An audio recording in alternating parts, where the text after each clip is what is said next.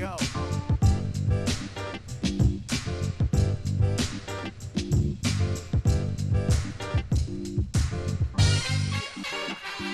Manipulation. Nothing personal word of the day, Thursday, February 25th, the day of my sister Nancy's birthday. Happy birthday, Nancy. Manipulation is the nothing personal word of the day. Manipulation is making me wait. I wish more people knew who Carly Simon was. Carly Simon, you're so vain. All right, let's talk about manipulation. Manipulation is a word that I really like using. Manipulation means getting people to do something that you want them to do without them realizing that they're doing it. Manipulation is causing something to take place that other than for your action would not take place. Manipulation is pejorative. Not to me, though. Why is it that you think when you are manipulating someone that it has such a negative connotation? Maybe there are people who want to be manipulated. Maybe there are people who don't know which direction they're going and want to be utzed in a certain direction. Sometimes you manipulate a piece of furniture into a space. Some people could say you jigger it, but I say I'm manipulating. I'm trying to manipulate my desk. Some people say rearrange, manipulate. But I'm talking about something else, a topic I love to talk about, and you think you know what I'm going to say, but you don't today. Service time manipulation. Why is it coming up again? It's coming up again because it is a brand new day in Major League Baseball. Players are talking like they never did before. Publicly. Privately, players talk about service time manipulation in the clubhouse. They talk about it with their agents. The agents talk about it with the league. The agents talk about it with owners and presidents. There is a dance that goes on because agents want their players in the big leagues. They want their players to start in the big leagues. They want their players, if they get hurt, to be on the big league injured list so they get big league service time. You know, when you're asked by anyone and you talk about baseball, how to sound smart, the greatest currency in baseball is not money. It is service time. Every conversation's about service time. Every grievance. I want more time. I deserve more time. Every player's trying to get 6 years to free agency, 10 years to fully vested in the pension. I got a side story of something that I just thought of about pension. Pension is actually a very big deal in baseball to get 10 years of service. And if you're on field as a player, there is a player pension. There's a uniform pension plan. Coaches participate in a pension plan, but you have to assign coaches to be benefited because not every coach on the big league team is quote unquote a benefited coach. You only get a certain number of slots. And right now there's like 10 assistant coaches, or I guess they're called assistant coaches, 10 coaches in uniform, but only 5 of them can be benefited. There's pension and there's licensing. Those are the benefits. Licensing is a uniformed coach gets a percentage of the licensing that all players get and the players union gets. Pension is obviously when you retire, you get paid every year for the rest of your life. And so players would keep track of that. We had a GM in Ancoca. You're going to have to remind me of the year that this happened. And you don't even know what I'm going to talk about because we didn't talk about this pre-show, which is why you love Nothing Personal so much, because shit just comes to my head out of nowhere. So we had a general manager. My first general manager in the game was a guy named Jim Beattie. And Jim Beattie did not move with us to Florida from Montreal. He did not want to move. He did not feel that he was ready to move out of Montreal. He did not feel he was ready to keep working with me. Whatever the reason was, he stayed. We promoted Larry Beinfest from assistant GM, and he was the GM when we got to Montreal, when we got to Florida. Larry Beinfest was brought in by Jim Beattie after we got to Montreal. He had been working for the Mariners. So he becomes an AGM, moves to Montreal. Then the team moves to Florida. He comes to Florida as the general manager. So Jim Beattie goes on. He becomes the co-GM of the Orioles. He stays in the game. He becomes a pro scout, whatever he does. We find out, and we find out because Jim and I stayed in touch because I like Jim very much, that he was close to getting pension, fully pensioned, which means a full 10 years. Do you know that we named Jim Beattie as a pitching coach? And Coca, for the life of me, I don't remember what year, because we went through so many coaches who can keep track. Jim Beattie was our pitching coach in some year after 2002, because it was with the Marlins. 2007, you found it, Coca. Good morning. It's obviously not Friday. You are on the program. So Jim Beattie became a pitching coach for a very short period of time, but he got enough service days as pitching coach that he was able to become fully vested. That wasn't the only time we did it. Lest you think that we are all about management and never about the player. Do you remember a guy named Mike Mordecai? All of you people in Chicago know Mike Mordecai hit the bases clearing double in the 8-run eighth in the 2003 Game 6 League Championship Series after the Cubs' Alex Gonzalez made that unbelievable error on a Miguel Cabrera surefire double play ball. It's not the Bartman game. It's the Gonzalez game. And Mike Mordecai comes to the plate.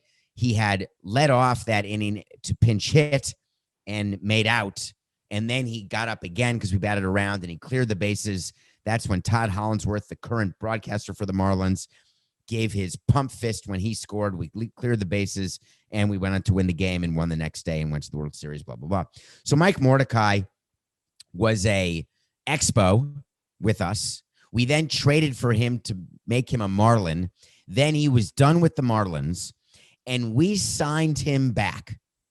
And again, I don't remember what year, but it was well after 2003, because Mike Mordecai was a few days short of getting fully vested in his pension. That guy, who I'll always love, never said thank you. We called him in and said to him, this is why you're coming in.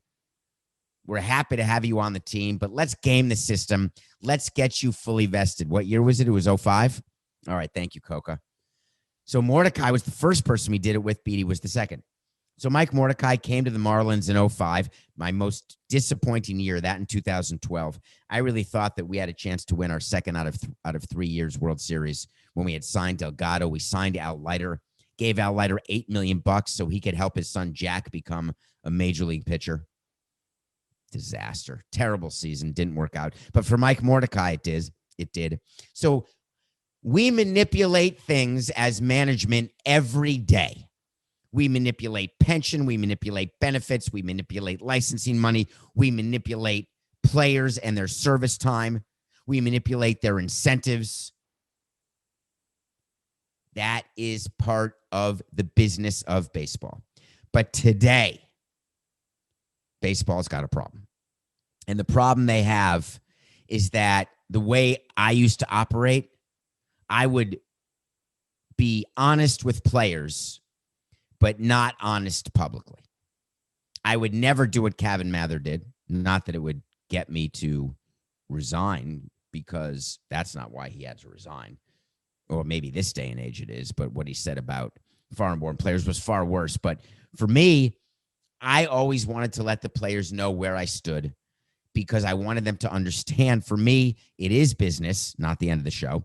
And if we can find a way under the rules, always under the rules, to get an extra year of service or to get an extra year of pre-arbitration, we're going to do that, because that means we think you're good.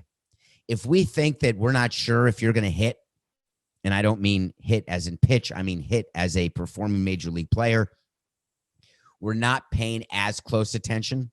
But if you are a top prospect, we are laser focused on it. So Kevin Mather comes out and says that their number one prospect, Jarred Kelenic, the guy they got from the Mets for Cano and Edwin Diaz, what a trade for Seattle, that they're going to hold him down until the middle of April, call him up, and this way he will be a Super 2 arbitration eligible player, because they're calling him up before mid-June, but he will be under their control for an extra year before he becomes a free agent. So he'll have 4 years of arbitration, 2 years pre, 4 years of arbitration for a full 6 years. Jarred Kelenic went public meeting the media, where he claims not just that his service time is being manipulated, but it is his understanding that that is the only reason why he's being held back. And that if he had signed the long-term deal, which guaranteed his arbitration years, guaranteed some free agent years, he would have been in the big leagues, and he was told that. The reason that's a problem is that back in my day makes me seem old. It's not that long ago. You could talk to players privately, off the record. But what was on the record is that you were keeping players in the minor leagues because you wanted them to work on X or Y. You made it up. We want him to work on his defense. We want him to get his a few at-bats, more at-bats, some at-bats. We want him to learn how to play a new position. We use that a few times. We want him to hit to the left side, the right side. We want to teach him how to bunt. Whatever the case is, there is a quote-unquote development reason.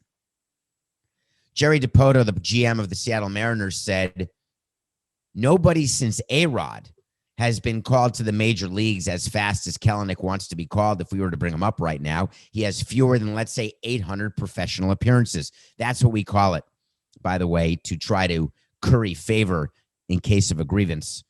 800 professional appearances, because we used to call them 800 minor league at-bats. Now we call them 800 professional at-bats.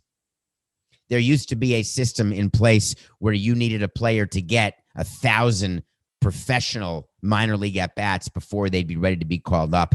We sort of threw that to the wind because we needed players, and we were very impatient with our prospects. Sometimes it helped us. Sometimes it hurt us. Sometimes getting players to the big leagues faster is a smart move, and it works, but the majority of time it doesn't. You end up screwing with their heads because they're simply not ready. What minor league at-bats are used for is to teach players how to deal with failure, to teach players how to deal with the everyday grind and what to do when you're 0 for 20, how to react, how to keep working.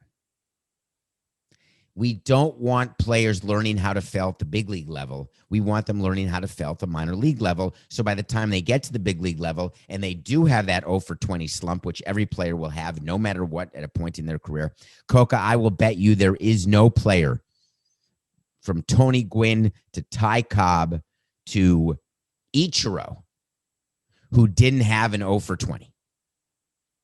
And how you handle that mentally matters, and we're forgetting that these are kids. I was reminded today of time and the passage of time when I read about Giancarlo Stanton reacting to not just Kelenic and service time manipulation, but also to what Kevin Mather said. Giancarlo Stanton is starting his 11th year in the big leagues. It's almost hard for me to comprehend that. His 11th year. He's now in the Yankees, waiting for his first title and hopeful. Happy that he's not the highest paid player notionally anymore, but he's now a veteran. He is now someone who's looked at to give quotes about subjects, not just for his team, but for other teams. He talks about the Herman situation with the Yankees, about what it means to have him back in the clubhouse and what his job has to be going forward. But then he was asked about service time manipulation. He said, listen, that's a very well-known fact, but I'm glad it's out in the open. I'm glad that people, and I'm glad that fans and broadcasters and all the other people who are involved in Major League Baseball as either literally as fans or participants, active or not, I'm glad they now see that it's open. Giancarlo and I spent hours talking about this situation, literally hours upon hours talking about how decisions are made in the front office, why decisions are made in the front office, why sometimes mistakes are made by the front office, but sometimes you forget because they are professional athletes. They're so good at what they do. You forget how young they are when they start. Giancarlo Stanton was drafted out of high school, made it to the Marlins. How old was he, Coca? Was he 23? I bet he was even younger when he made his debut. Maybe he was 23. I don't even know. In the real world, 23 years old. What do you know? That is the perfect age where you think you know everything, and 10 years later you realize, oh my God, I didn't know anything. And watching the maturation process of players is fascinating to me, because they go from questioning everything and assuming that everything you're doing is against the player because that's what their union teaches them, to, as they get older, to realizing, A, they may have had it pretty good. He was 20 when he was called up in 2010, Coca. That's unbelievable to me. That really is unbelievable. 20 years old. Wow. So when we opened the new ballpark, he was 22 years old, asking him to carry a team. When Jose died in 2016 and he was the leader of the team, he was 26 years old. God, we put too much on you, Giancarlo. I'm sorry. I forget all the time about the ages of these players. And then back in the real world, you see someone who's 23 or 20 or 25, and you treat them differently because you realize that they need more help. They need more guidance. They're just maturing. They're just beginning to figure things out. Well, manipulation is my word of the day, and this is going to be a story with legs. That's an expression you use in the media when a story doesn't go away after a day. This is going to permeate the collective bargaining agreement talks. This is going to permeate how decision-making processes of teams. What we need to watch out for, and it's not going to be a wait to see today, what we need to watch out for is what the Mariners are going to do with Jarred Kelenic now. Are they going to change their plan? It says here they're not, because this story will die. There'll be another terrible story that happens, whether it's a tragedy or not. By the way, I forgot to wish. Let me get back to that. No, I'm not going to eat. It's Coca. You've got so in my head. After the show yesterday, Coca yelled at me. He's like, David, you're talking about a topic, and then all of a sudden you go onto another topic. You don't do a segue. People get confused. They want to know what the hell you're talking about.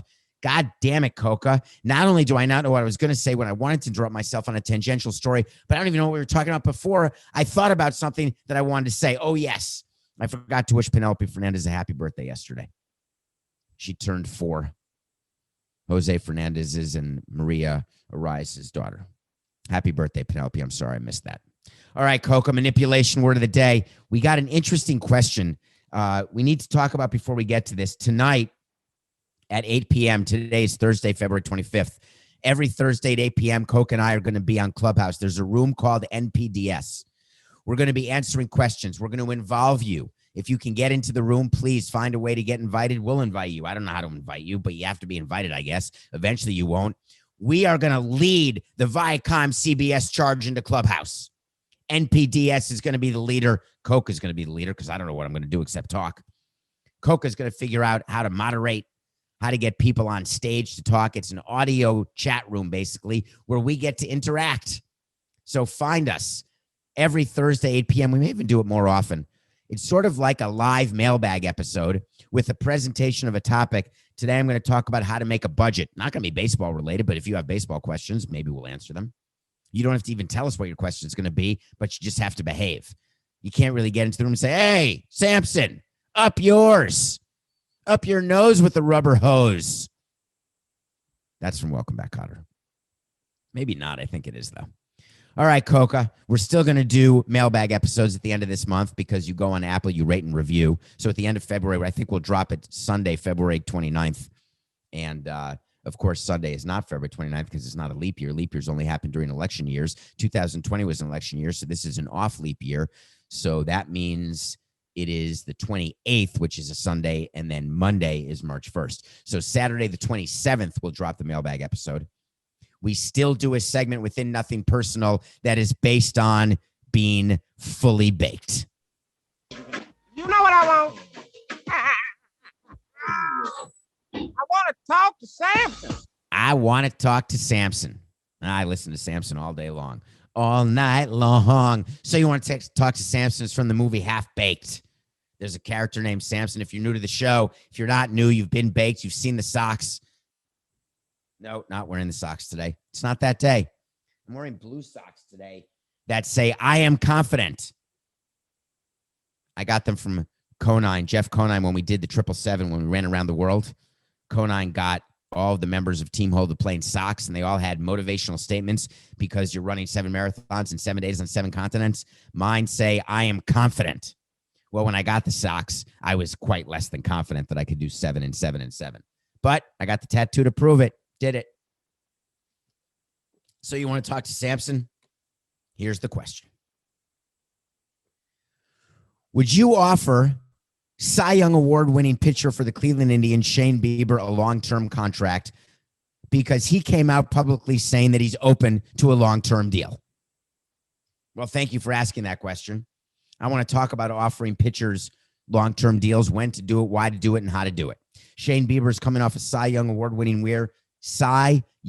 Award-winning season. He is not yet eligible for arbitration. This is the dream for teams. Getting maximum performance from a pitcher at the minimum. It's literally lightning in a bottle. I bet Tim Lincecum may have won a Cy Young before he was arbitration eligible. I'm trying to think of other pitchers who did. It's not very common. So Shane Bieber is at the height of his ability, the height of his recognition, coming off that Cy Young Award-winning year. He still has one season this year at close to the minimum. Then he's eligible for arbitration for 3 years, and then he becomes a free agent. So is this the time to approach Shane Bieber? Here's a little hint. When a player comes out and says, I'm open to a long-term deal with this team. I'd like to stay with this team. I've enjoyed it so much having been traded here 7 days ago. I got traded during the offseason. I haven't played a game yet, but I love it here. I'm open to a long-term deal.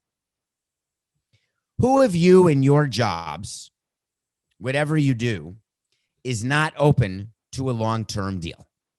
Boy, I really don't like my boss. I really don't like my commute. I don't really think that I'm growing enough in this job. Wait a minute. You'll offer me 3 years of guaranteed money with natural raises that would make me one of the highest paid people in your company? Oh my God, I've got the best commute ever. Oh my God, I love you, man. I love you, the boss. God, I love what I do. It is very fulfilling. Most people will make the decision to take the guaranteed money when given an opportunity and will swallow hard if there are things about their job they don't like. For players, the calculus is always the following. Are they going to bet on themselves, or are they going to take the guaranteed comfort of the money? We know, like Ronald Acuna took the guaranteed comfort of the $100 million. He didn't want to bet on himself. We know, as an example, Jose Fernandez was offered a long-term deal, didn't take it, wanted to bet on himself. Some players, when they bet on themselves, by definition, will do better, but the majority will not. They know it, and we know it. Do you know when the worst time is to buy a plane ticket? Closest to the flight, right? Prices go up. Worst time to buy a ticket to a game is right when demand is at its highest. If you're willing to wait to the very end, sometimes prices go down, your price of entry goes down. Dealing with players, and this is very sensitive right now because of what Kevin Mather said. So I want to be very careful in how I say it. Giancarlo Stanton wants to be more than just a name on a piece of paper or a line item, but he recognizes business is business. But the fact is that every single boss you've ever had or ever will have does look at you as a line item. As much as our team was family, and we were, as much as we like to pay our executives and sometimes overpay them, which we did, we always had to keep in mind that there was an individual named Jeffrey funding the losses for the team. And the only way to try to lessen your losses was to try to win games. And the only way to win games is to have as many players as possible making fewer dollars than they should. And to have people in sales making more money than they should because you're willing to pay them a higher commission than any other team because you want sales, you want tickets sold, you want corporate sponsorship sold, you want a naming rights deal, some of which we never got. So Shane Bieber right now is at his height in value. And the reason why he's open to a long-term deal is because when you are a pitcher, you are one pitch away from snapping your ulnar collateral ligament. You're one pitch away from having a shoulder impingement at torn labrum. You're one pitch away from changing the trajectory of your career earnings. For position players, it's much more rare to have career-ending injuries. It's much more rare to have injuries that linger to the point that your performance cannot be what people projected, including you.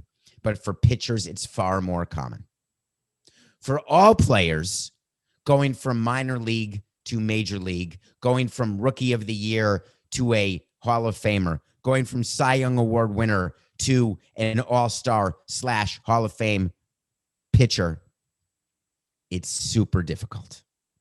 I mentioned Tim Lincecum early in the show. Do you know Tim Lincecum? His career was cut short, funky delivery, injuries. He's not going to be in the Hall of Fame. When you talk about trajectory of a player, this is a guy who was the best of the best for a period of time when he was young, signed some long-term deals, didn't pan out for the Giants. Now, they won 3 World Series, so it did pan out, but I'm talking about the specific deals. The reason why Shane Bieber is not going to get a long-term contract offer by the Cleveland Indians right now is the Indians have a $38 million payroll. They've got tremendous financial flexibility. They just traded Lindor. They've got to figure out who they want to build around. And the way to build around players is to get them locked up to long-term deals that are team-friendly long-term deals. Because when you have a mid-market, mid to small payroll, you've got to have your best players locked up at a discount. Players today are less apt to take discounts. It's not never, but they're less apt to do it. Shane Bieber, unless he's willing to take a discount, is not going to be able to come to terms on a long-term deal with the Cleveland Indians. Period. So your question is, would I offer him a long-term deal? The answer is yes. We offered long-term deals to many of our players to lock up their arbitration years so you have cost certainty, so you're not subject to the whims of the possession area, 69, 68, 67. To lock up pre-arbitration and arbitration years is very helpful to a team because you get cost certainty. Cost certainty helps you make your budget.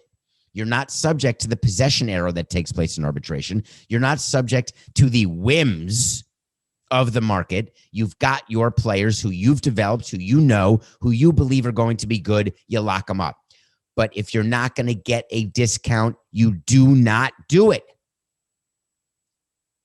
The Padres went the other way.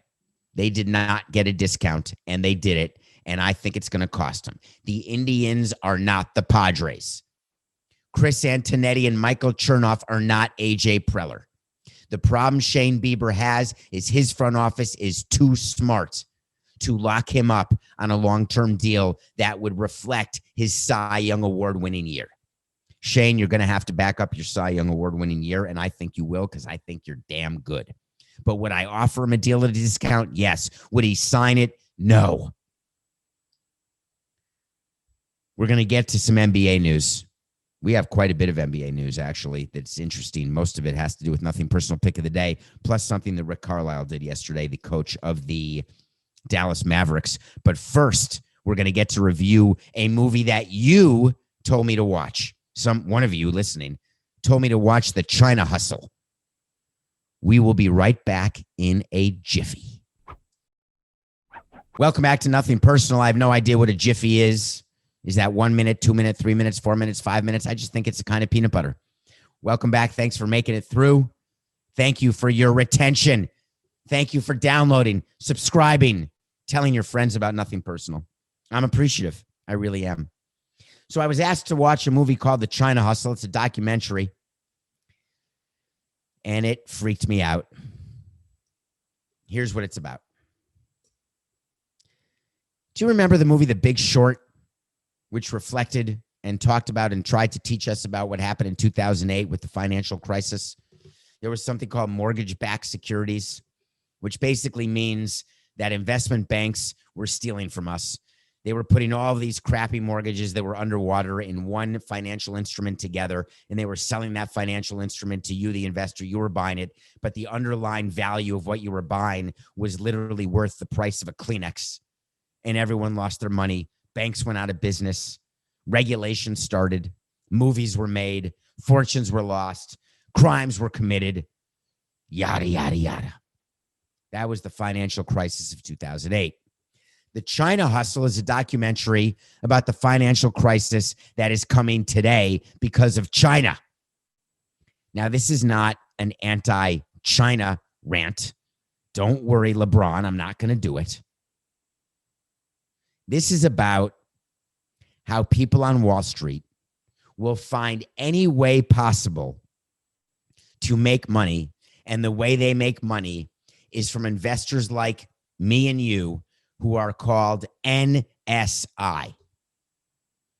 When I was at Morgan Stanley, I would refer to NSIs with glee because I knew that if I got them as clients, I could move them and manipulate them into high commission products.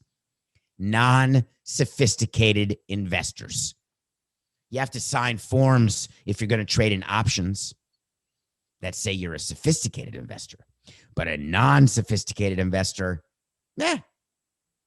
even sophisticated investors are not that sophisticated. So what is the China hustle?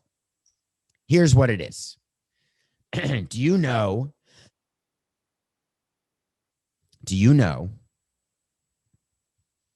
I hope I got to the cough button fast enough.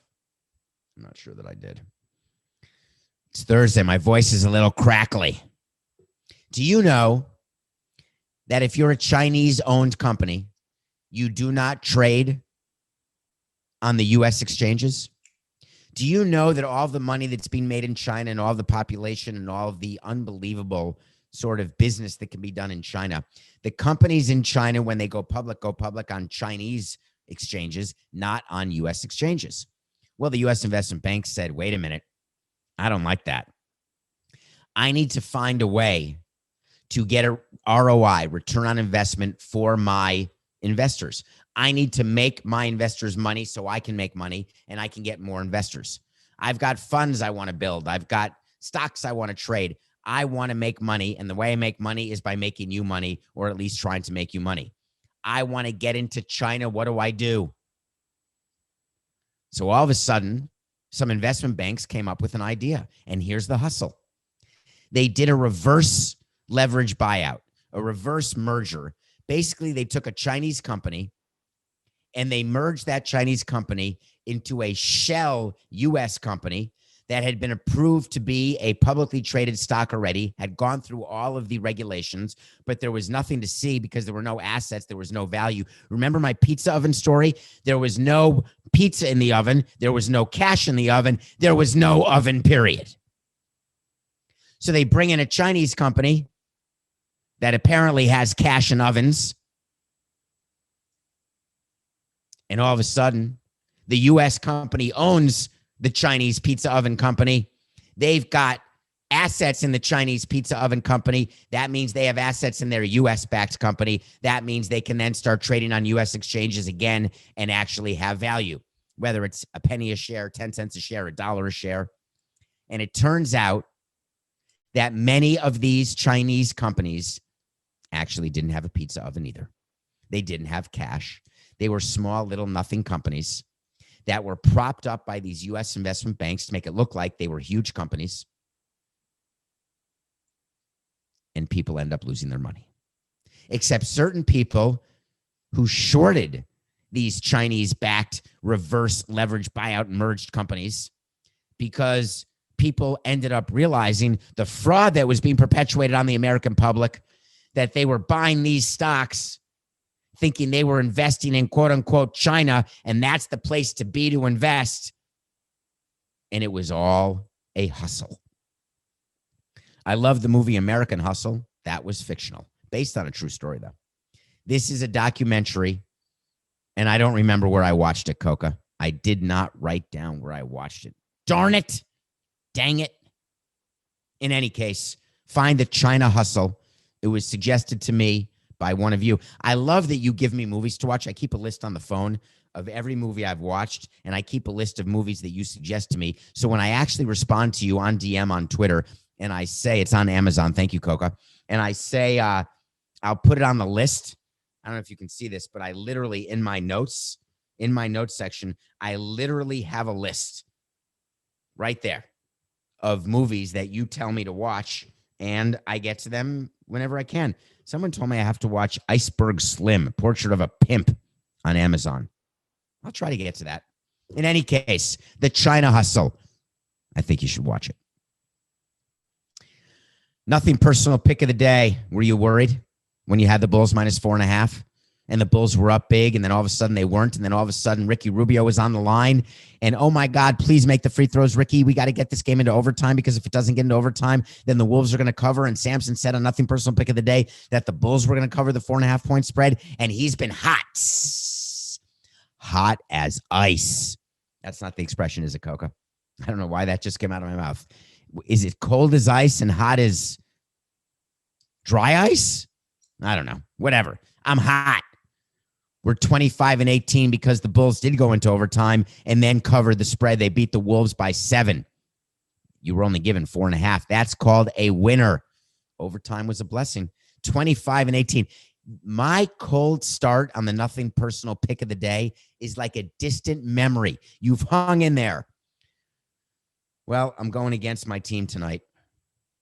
The Bucks are giving too many to the Pelicans.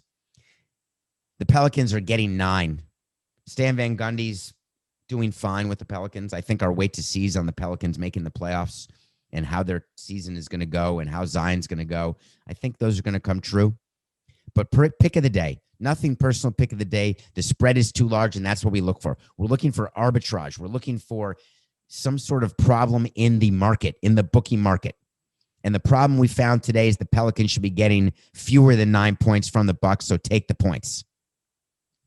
I want to stay with the NBA and talk about a topic that is an update of yesterday. Yesterday we talked, although, by the way, I can't even say that it was yesterday. I don't know what day it was. The Minnesota Timberwolves made a coaching change. They had Flip Saunders' son, Ryan Saunders, as their coach. They fired him on a Tuesday, and they had a new coach named Chris Finch hired by Wednesday. I'm making up the days. It may have been Monday, Tuesday, Sunday, Monday. That's not the point of the story, for crying out loud. And Coke is correcting me in my ear. I'm not correcting this. This is not a correction. All right, it is a correction. Saunders was fired and Finch was hired the same night. That doesn't change the segment, Coca. Thank you for the value-added correction. So we said to you that there may be an issue because you can't hire a coach the same day you fire a coach unless you were negotiating with that coach while your previous current coach was coaching. And they got permission from the Houston Rockets while Saunders was still coaching. The Raptors, thank you, not the Rockets. Coca, I'm the best. I'm better than the rest. Actually, it's you who's better than the rest. I just have, sometimes I've got brain farts. It just happens. I knew it was the Raptors. So here's what happened. And here's why Rick Carlisle is entering this conversation. So Finch is hired. Saunders is fired. Finch is given permission by the Raptors to interview, gets the job, signs a long-term deal, leaves the Raptors, joins the Wolves.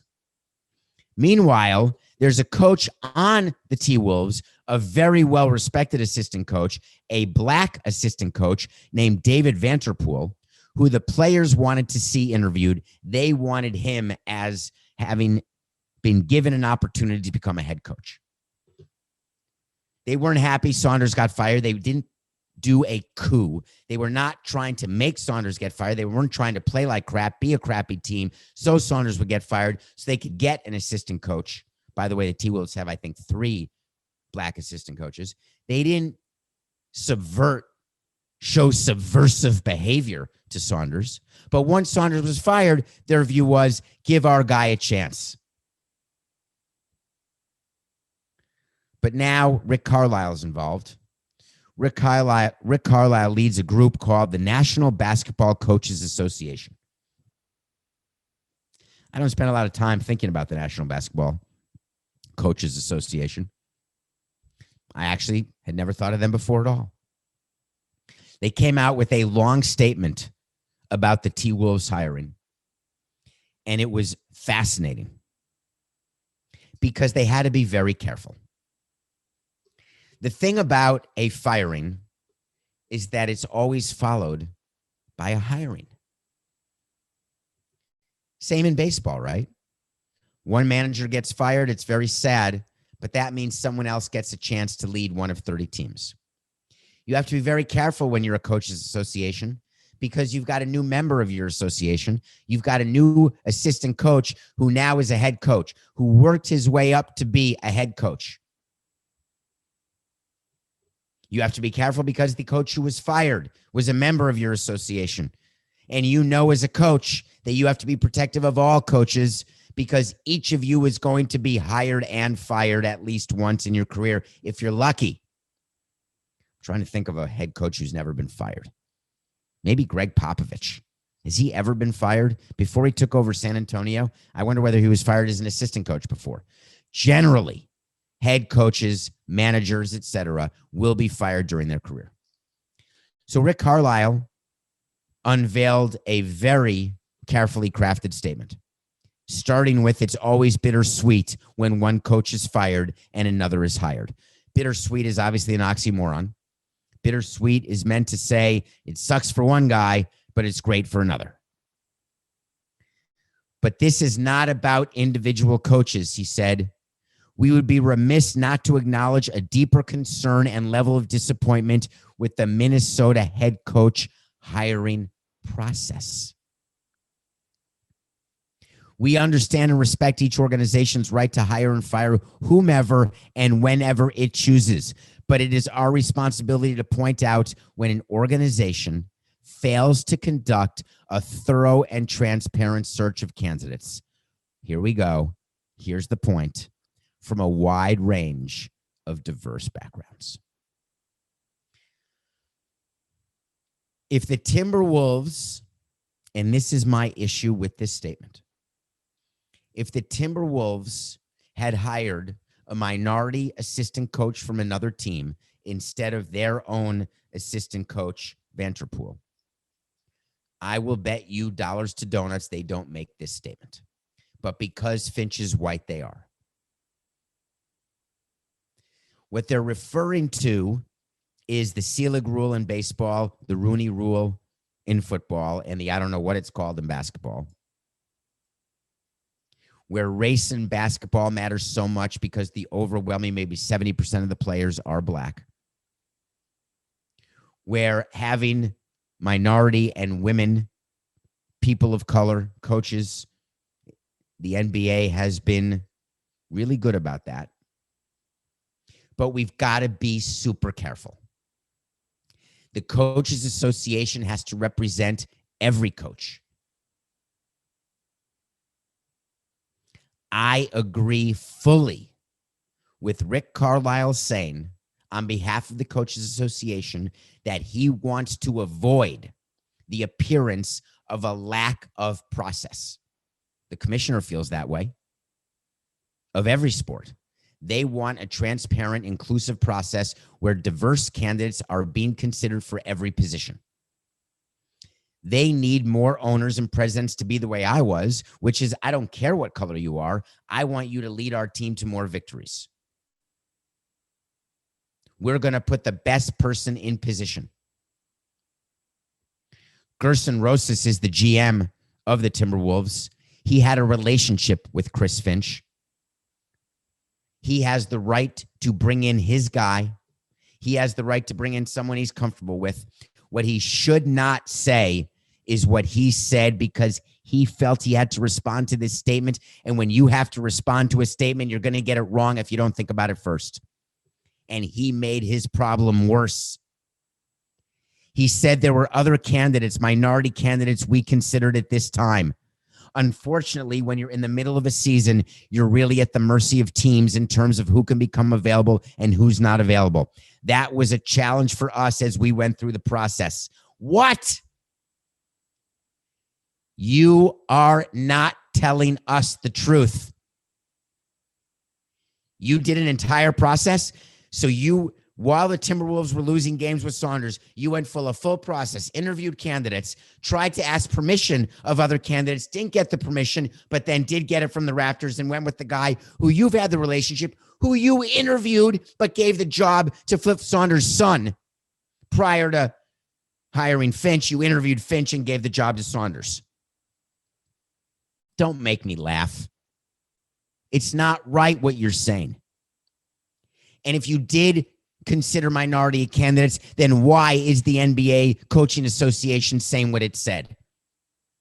If you did have a thorough process, which, by the way, you know very well can't happen in the middle of a season. We always knew when we fired our managers in the middle of the season, there would not be a thorough process. We would deal with that thorough process at the end of the season because by definition, you can't do it. So what we would say is, he's our interim.